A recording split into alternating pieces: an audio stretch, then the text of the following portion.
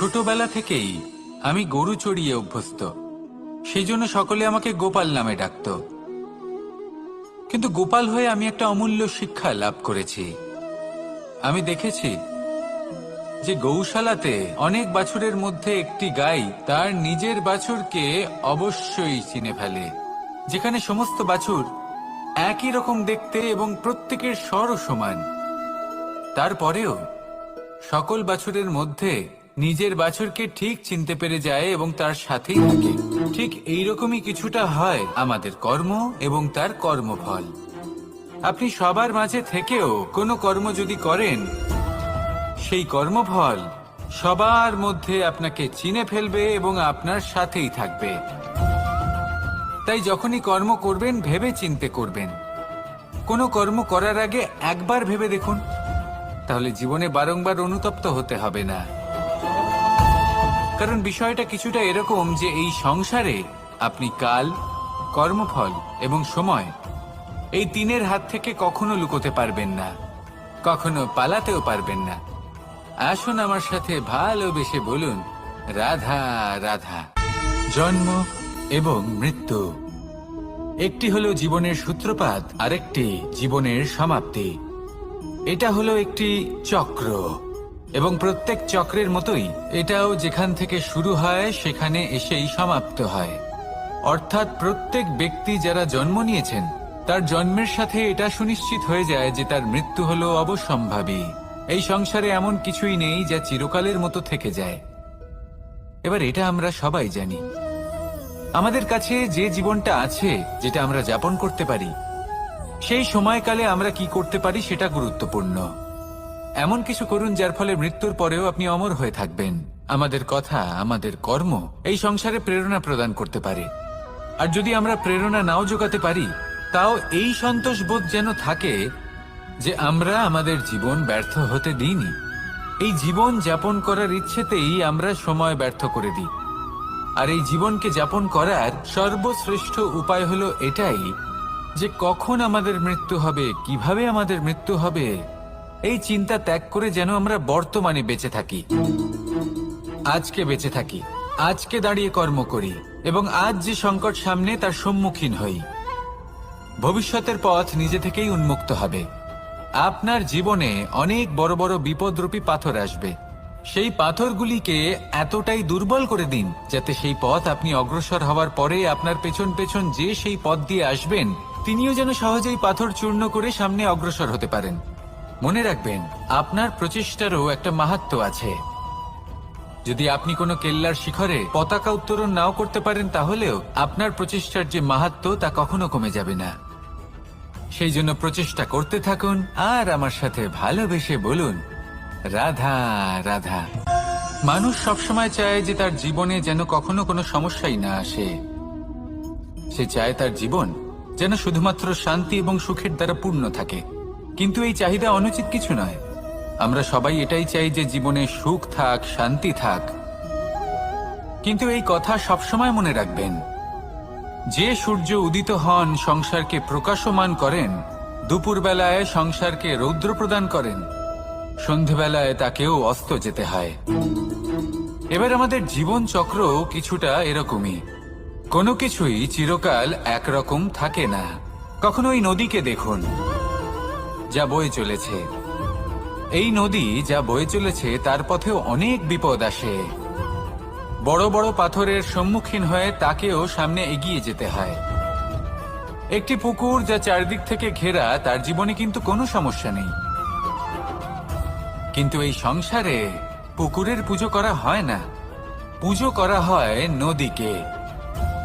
মনে রাখবেন, সমস্যার ঊর্ধ্বে তিনি উঠতে পারেন যিনি সমাধি লাভ করেছেন, যিনি এই সংসারেই নেই। যিনি এই সংসারে আছেন এবং জীবিত আছেন, তার জীবনের সমস্যা হলো শ্বাসবায়ুর মতোই গুরুত্বপূর্ণ। আসুন আমার সাথে ভালোবেসে বলুন, রাধা রাধা। বন হলো আমাদের সবারই প্রিয়। সেখানকার সৌন্দর্য, শান্তি, সেখানকার পরিবেশ আমাদের সকলের ভালো লাগে এবং সেখান থেকে আমরা কাঠ পাই, যা সংসারে আমাদের জীবনে আমাদের খুব সহায়ক হয়ে ওঠে। এর দ্বারা আমরা অনেক কিছুই প্রাপ্ত করতে পারি, অনেক বাদ্যযন্ত্র আমরা লাভ করতে পারি। এর অনেকভাবে প্রয়োগ সম্ভব। কিছু কাঠ অত্যন্ত সুগন্ধি হয় যা আমরা ঈশ্বরকে নিবেদন করি, যেমন চন্দন। এবার ভাবুন, একজন অসাবধানী ব্যক্তি, তার হাত থেকে ছোট্ট একটা আগুনের ফুলকি যদি সেখানে পড়ে, তাহলে তা সমগ্র বনকে ভস্ম করে দিতে পারে। আর যখন এই আগুন ছড়িয়ে পড়ে, তখন তা কাউকে রেহাই দেয় না। অন্য বৃক্ষকে নয়, পাতাকে নয়, ফলকে নয়, কাঁটাকে নয়, কাউকে নয়, পথে যাকে পায় তাকেই ভস্ম করে দেয়। এই ছোট্ট আগুনের ফুলকি। কিন্তু এই ছোট্ট আগুনের ফুলকি সবার আগে কাকে ভস্ম করে? সেই সকল ছোট ছোট শুকনো পাতা, সেই ছোট ছোট গাছের ডাল। ঠিক সেইভাবেই আপনার জীবনে একজন খারাপ ব্যক্তি এসে হয়তো আপনার সমগ্র জীবন ধ্বংস করে দিতে পারে। আর আপনার এই জীবনে এই ছোট ছোট শুকনো পাতা এবং এই ছোট ছোট শুকনো কাঠ আপনার ছোট ছোট স্বার্থ। আপনার স্বার্থের দ্বারা এই অশুভ ব্যক্তি আপনার মনে অশুভ আবেগ বাড়িয়ে তুলবে এবং আস্তে আস্তে আপনার জীবন শেষ করে দিতে পারে। তাই মনে রাখবেন, এই জীবন অমূল্য। আপনি হলেন অমূল্য। এই জীবন যাপন করুন এবং এই জীবনের কাছে পৌঁছানোর দ্বার আর কোথাও নেই, আপনার কাছেই আছে। আপনার মনে, আপনার বিবেকে, আপনার দৃষ্টিভঙ্গিতে, আপনার ভাবনাতেই আছে। এই দ্বারকে খুলুন। জীবন সফল হবে আর ভালোবেসে বলবে, রাধা রাধা।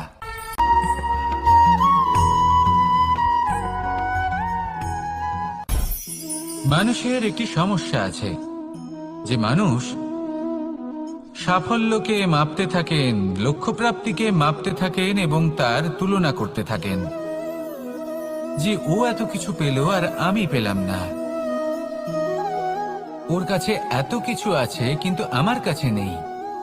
এই তুলনা করার জন্য ওনারা দুঃখী হয়ে পড়েন, নিরাশ হয়ে পড়েন। তাই আমি একটা প্রশ্ন করছি যে এটা কি উচিত? এই সংসারে আপনি কি নিয়ে তুলনা করবেন, যেখানে সূর্যদেব চন্দ্রমা দুজনেই আছেন, দুজনেই হলেন বিশেষ, দুজনেই নিজ নিজ সময়ে উদিত হন। এদের মধ্যে একজন না থাকলে তাহলে আমাদের জীবন কঠিন হয়ে পড়বে। ঠিক সেইভাবেই আপনি যদি একটা বড় রেখা অঙ্কন করেন, তাহলে অন্য রেখাটি ছোট হয়ে পড়ে না, সে তেমনই থাকে যেমনটা সে ছিল। আপনার অস্তিত্ব কখনো ছোট বা বড় হতে পারে না। শুধু তুলনা করার জন্য আপনার এটা মনে হতে পারে। যদি আপনি যুদ্ধ করতে চান, আপনার তলোয়ারের প্রয়োজন পড়বে। যদি বস্ত্র তৈরি করতে চান, এত বড় তলোয়ার দিয়ে কিছুই হবে না, তখন প্রয়োজন পড়বে একটা ছোট্ট সূচের। তাই তুলনা করবেন না, না নিজেকে ছোট মনে করবেন, না অন্য কাউকে। সবার সাথে সহযোগিতা করুন, আর যদি তুলনা করতেই হয়, নিজের সাথে করুন। যে কাল আমি কেমন ব্যক্তি ছিলাম, আজ কি তার থেকে শ্রেষ্ঠ হয়ে উঠতে পেরেছি? ভেবে দেখুন ভবিষ্যতে গিয়ে আপনি কতটা শ্রেষ্ঠ ব্যক্তি হতে পারেন। আসুন আমার সাথে ভালোবেসে বলুন, রাধা রাধা। বস্ত্র আমাদের সকলের প্রিয়, এটা আমাদের জীবনযাপনের জন্য প্রয়োজনীয়। আমরা সবসময় চেষ্টা করি সেই বস্ত্র পরতে যা পরলে আমাদের দেখতে ভালো লাগে। কিন্তু কখনো এই কথা ভেবে দেখেছেন যে কিছু বস্ত্র যদি স্বচ্ছ হয়, তাহলে তা পুরনো হলেও দেখতে ভালো লাগে? ঠিক তেমনি যেমন কোনো খাবার যদি মশলাদার না হয়, অত্যন্ত সুস্বাদু নাও হয়, কিন্তু যদি তা গরম হয়, টাটকা হয়, তাহলে খেতে ভালোই লাগে। ঠিক সেইভাবেই যদি কোনো ব্যক্তি সুন্দর নাও হয়, কিন্তু তার কথা খুবই মধুর হয়, তাহলে সেই ব্যক্তি সকলের প্রিয় হয়। কোনো ব্যক্তি যদি ধনবান নাও হন, কিন্তু তিনি যদি গুণী হন, তাহলে এই সংসারে সম্মান লাভ করেন। সেই জন্য কখনো এই বিষয়ে দুঃখ পাবেন না যে আপনার কাছে ভৌতিক স্বাচ্ছন্দ্য নেই। আপনার কাছে সব থেকে বড় বস্তু, সব থেকে মূল্যবান বস্তু যেটা আছে, সেটা হলো আপনার আত্মা, আপনার মন, আপনার বিচারধারা, আপনার গুণ, আপনার কথা। এগুলো সবসময় শুভ রাখুন এবং সবসময় নিজের সাথে রাখুন। এই জীবন সফল হবে এবং প্রেমময় হয়ে বলে উঠবে, রাধা রাধা। নন্দ বাবাও খেলার ছলে খুব বড় বড় শিক্ষা দিতেন। অনেকদিন আগেকার কথা, বাবা আমার জন্য একটা মানচিত্র নিয়ে এলেন। এটা ছিল জম্বু দ্বীপের মানচিত্র, ঠিক যেন একটা ধাঁধা, যা টুকরো টুকরো করে বিভিন্ন দিকে ছড়ানো, যেগুলোকে আমায় জুড়তে হতো। ব্যাস শুধু এটুকুই ছিল আমার কাজ। আমি বারবার প্রচেষ্টা করলাম, কিন্তু বারবার অসফলই রয়ে গেলাম। বাবা এটা দেখলেন এবং হাসলেন। বাবা বললেন, একটা কাজ করো, এই প্রত্যেকটি অংশকে উল্টে রাখো। আমিও উল্টে রাখলাম। তারপরে দেখলাম প্রত্যেক অংশে মানুষের শরীরের কোনো না কোনো অংশ চিহ্নিত। কোথাও হাত আছে, পা আছে, কোথাও মুখ আছে। বাবা বললেন যে এবার এটা জুড়তে চেষ্টা করো। আমিও জুড়ে দিলাম। মানুষের মানচিত্র পূর্ণ হলো। এবার বাবা বললেন, এটা উল্টে রাখো, মানচিত্র পূর্ণ আকার ধারণ করেছে। আমি বললাম, ঠিক আছে। আমি উল্টে রাখলাম, দেখলাম জম্বুদ্বীপের মানচিত্র পূর্ণ হয়েছে।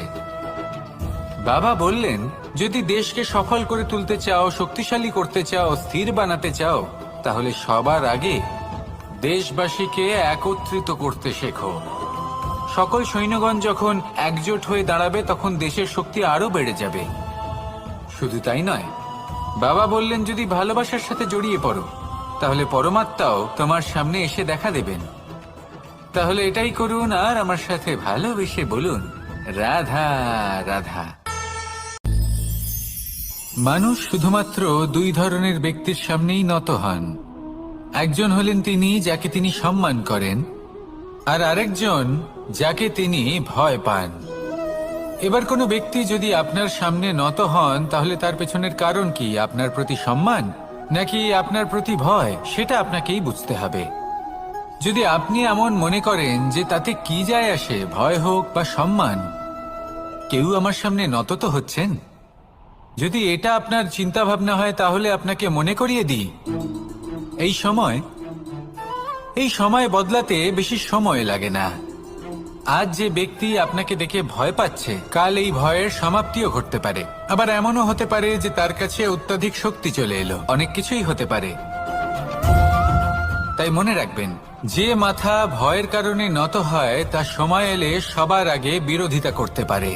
আর যে মাথা সম্মানের কারণে নত হয়, আপনার জন্য নিজের শিরচ্ছেদও সে করতে পারে। তাই সকলকে আপন করে নিন, কিন্তু ভয় প্রয়োগ করে নয়। কর্ম করুন এবং সম্মান অর্জন করুন। শুধু এটাই করুন, আর আমার সাথে ভালোবেসে বলুন, রাধা রাধা। সূচের শেষে একটি ছিদ্র থাকে, যার দ্বারা আমরা এই সুতো পরাতে পারি। আর তারপর সূচের সাহায্যে এই সুতো দিয়ে বস্ত্র সেলাই করা যায়। কিন্তু যদি সুতোটা সোজা করে ধরা না হয়, তাহলে সূচে কখনো এই সুতো পরানোই সম্ভব নয়। যদি এতে কোনো গিঁট পড়ে, তখন তা কখনোই এই ছিদ্র দ্বারা প্রবেশ করা সম্ভব নয়। ঠিক এইভাবেই যদি আপনি কারোর জীবনে প্রবেশ করতে চান, কারোর অন্তরে প্রবেশ করতে চান, তাহলে আপনাকেও সহজ থাকতে হবে। এতে কোনো গিঁট থাকলে চলবে না। অর্থাৎ মনে যাতে কোনো মালিন্য না থাকে, যেন কোনো কুচিন্তা না থাকে। যদি এসব থাকে, তাহলে আপনি কখনো কারোর জীবনে প্রবেশ করতে পারবেন না। আর যদি কোনোভাবে আপনি প্রবেশ করেও যান, তাহলে তার মনে ঘর করতে পারবেন না। নিজেকে এই সুতোর মতন করে তুলুন, সহজ। মনে যেন কোনো কুচিন্তা না থাকে, সবার প্রতি যেন সদ্ভাবনা থাকে, শুভ চিন্তা থাকে। এমনটা করতে থাকুন। এমন একটা দিন আসবে যেদিন এই সমস্ত সংসারের ব্যক্তির মনে আপনি বাস করবেন। আর তখন এই মন প্রসন্ন হয়ে বলবে, রাধা রাধা। সূর্য হলেন আমার অত্যন্ত প্রিয়। প্রতিদিন আমাকে নতুন শিক্ষা দিতে থাকেন। একবার সূর্যকে দেখুন। 4 প্রহর পর্যন্ত উনি অন্ধকার সহ্য করেন, তারপর আস্তে আস্তে উদিত হন। প্রথমে লাল, তারপর গেরুয়া, তারপর শ্বেত বর্ণ ধারণ করেন। আস্তে আস্তে আকাশে উদিত হন, আর তারপর সমস্ত সংসারে প্রকাশমান হয়ে উঠবেন। এ হলো সূর্যের তপস্যা, তার ধৈর্য, তার প্রতীক্ষা, তার পরিশ্রম, যার ফলে উনি সংসারে সর্বোচ্চ স্থান অধিকার করেছেন। যদি আপনিও এই সংসারে সূর্যের মতোই মহান হয়ে উঠতে চান, সূর্যের মতো এই সংসারে সর্বোচ্চ স্থান অধিকার করতে চান, তাহলে আপনাকে সূর্যের মতোই তপস্যা করতে হবে, প্রতীক্ষা করতে হবে, ধৈর্য ধরতে হবে, পরিশ্রম করতে হবে। তবেই এই সংসারে আপনি সম্মান লাভ করবেন, যশ লাভ করবেন। আসুন আমার সাথে ভালোবেসে বলুন, রাধা রাধা। কথায় আছে যে স্বপ্ন এবং লক্ষ্য হলো একটি মুদ্রারই দুটি দিক। যতক্ষণ না স্বপ্ন দেখছেন ততক্ষণ বুঝবেন কি করে আপনার লক্ষ্য কি।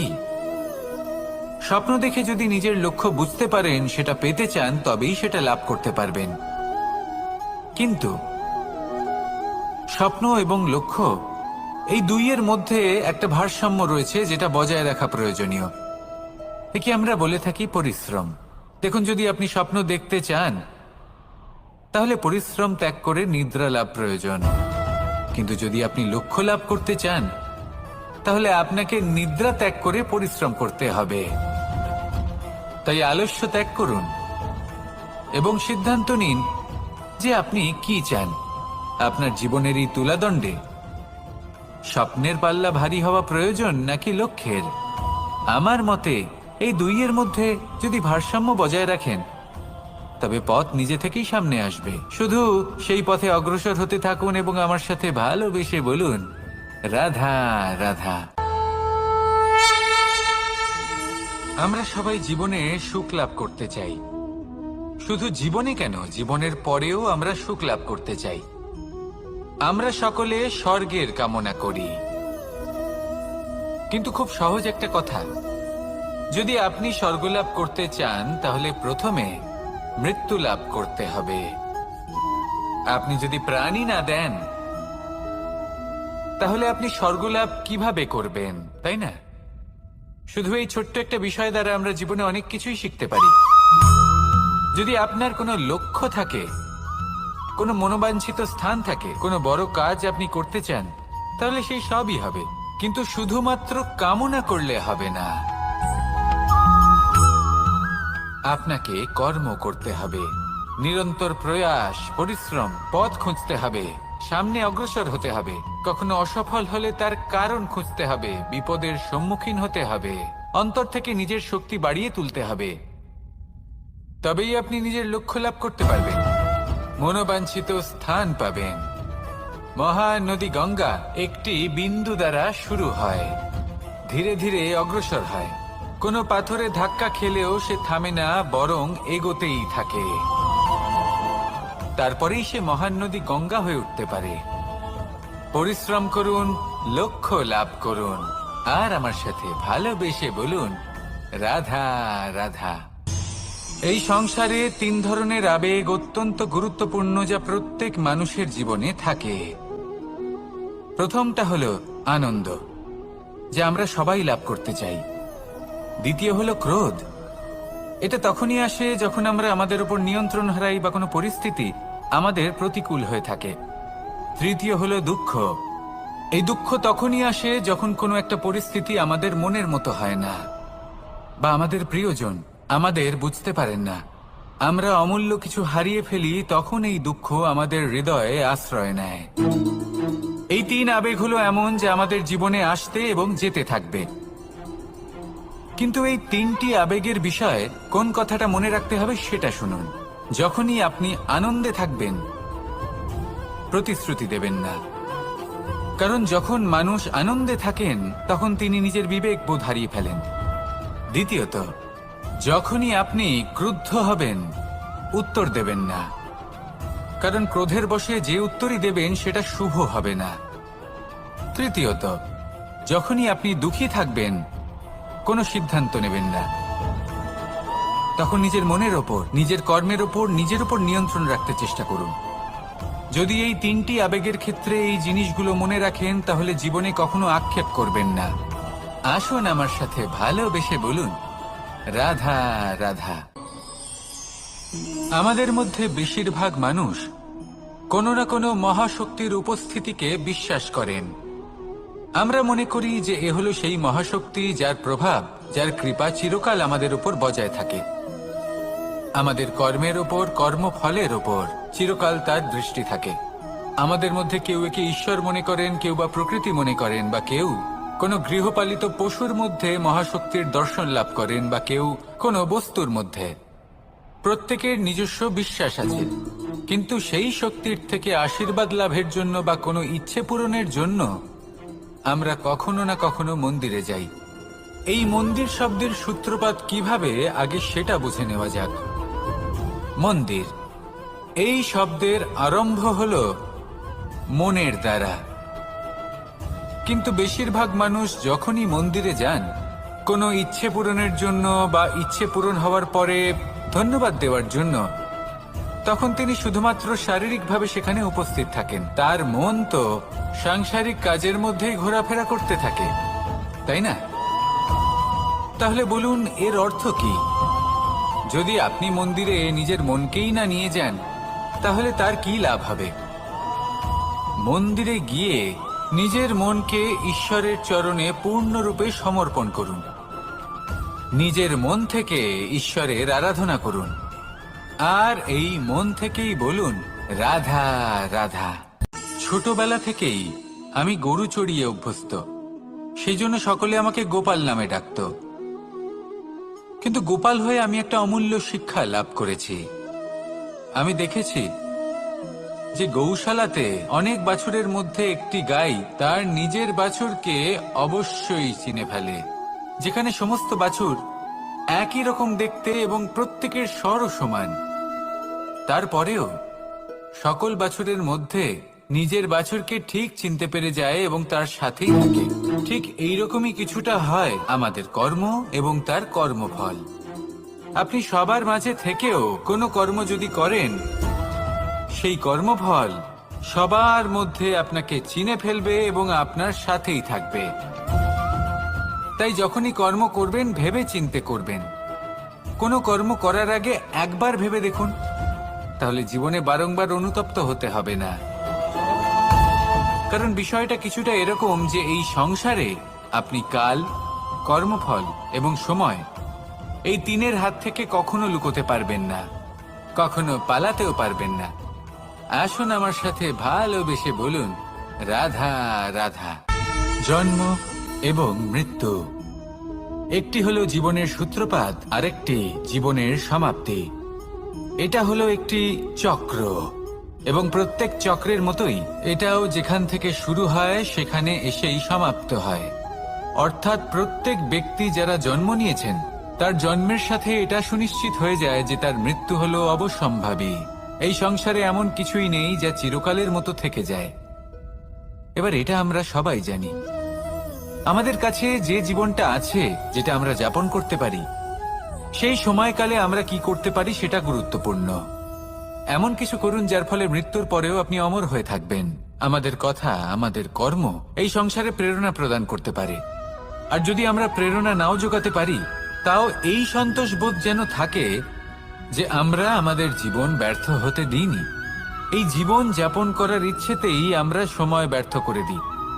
আর এই জীবনকে যাপন করার সর্বশ্রেষ্ঠ উপায় হলো এটাই যে কখন আমাদের মৃত্যু হবে, কিভাবে আমাদের মৃত্যু হবে, এই চিন্তা ত্যাগ করে যেন আমরা বর্তমানে বেঁচে থাকি, আজকে বেঁচে থাকি, আজকে দাঁড়িয়ে কর্ম করি এবং আজ যে সংকট সামনে তার সম্মুখীন হই। ভবিষ্যতের পথ নিজে থেকেই উন্মুক্ত হবে। আপনার জীবনে অনেক বড় বড় বিপদরূপী পাথর আসবে। সেই পাথরগুলিকে এতটাই দুর্বল করে দিন যাতে সেই পথ আপনি অগ্রসর হওয়ার পরে আপনার পেছন পেছন যে সেই পথ দিয়ে আসবেন তিনিও যেন সহজেই পাথর চূর্ণ করে সামনে অগ্রসর হতে পারেন। মনে রাখবেন, আপনার প্রচেষ্টারও একটা মাহাত্ম্য আছে। যদি আপনি কোনো কেল্লার শিখরে পতাকা উত্তোলন নাও করতে পারেন, তাহলেও আপনার প্রচেষ্টার যে মাহাত্ম্য তা কখনো কমে যাবে না। সেই জন্য প্রচেষ্টা করতে থাকুন আর আমার সাথে ভালোবেসে বলুন রাধা রাধা। মানুষ সবসময় চায় যে তার জীবনে যেন কখনো কোনো সমস্যাই না আসে। সে চায় তার জীবন যেন শুধুমাত্র শান্তি এবং সুখের দ্বারা পূর্ণ থাকে। কিন্তু এই চাহিদা অনুচিত কিছু নয়। আমরা সবাই এটাই চাই যে জীবনে সুখ থাক, শান্তি থাক। কিন্তু এই কথা সবসময় মনে রাখবেন, যে সূর্য উদিত হন সংসারকে প্রকাশমান করেন, দুপুরবেলায় সংসারকে রৌদ্র প্রদান করেন, সন্ধেবেলায় তাকেও অস্ত যেতে হয়।